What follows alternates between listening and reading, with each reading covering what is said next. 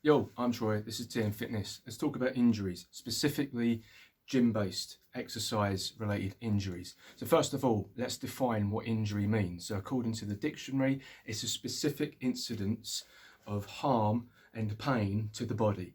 So often what happens when you hurt yourself in the gym, it's not necessarily an injury, okay? We need to draw the distinction between injury and pain. Pain doesn't always equal injury.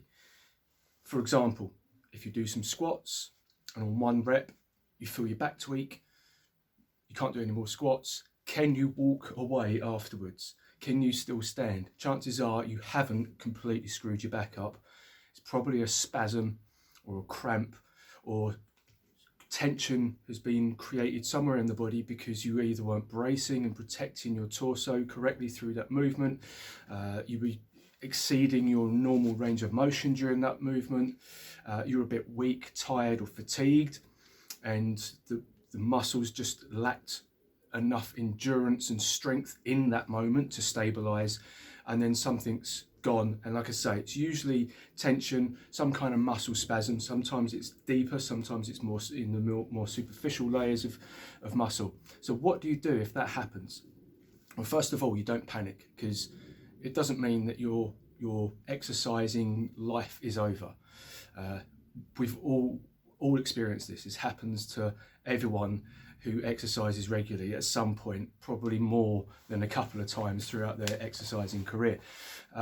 So don't catastrophize it. Don't get depressed about it. Don't get angry about it. Don't, berate yourself for being stupid or whatever. It happens. Accept it. Accept that it's happened. Now move on. Okay, then what do you do as a strategy? Well, try not to adopt protective postures as much as possible. Wherever the injury is or wherever the pain is, should I say, you're likely to hold yourself in a protective manner to try and reduce that pain, but that can actually increase the pain, make it become a longer term thing. So you've got to try and fight that urge to do that.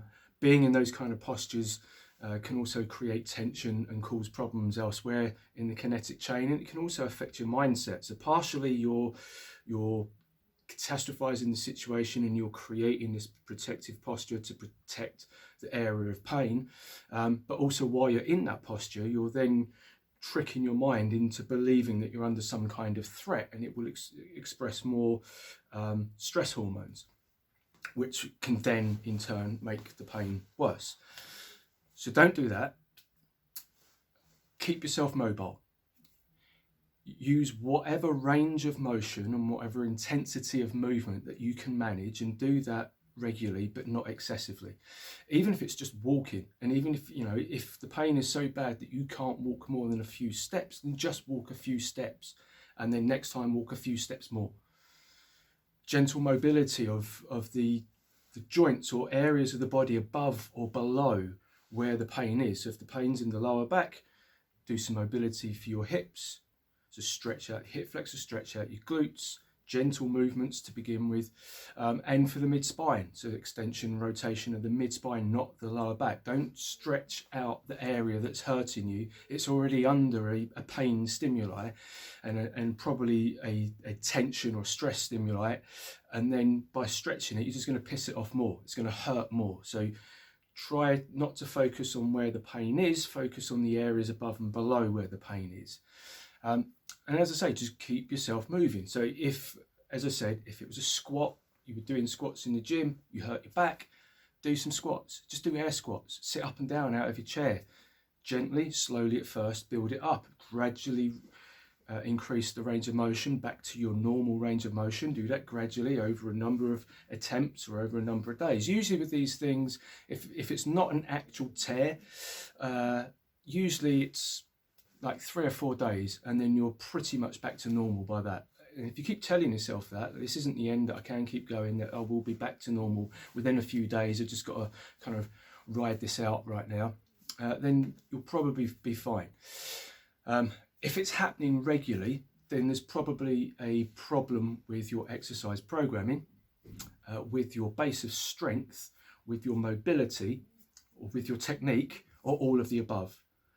And if it's any of those things, then you need to get those fixed, and you need to get a coach probably to help you with that.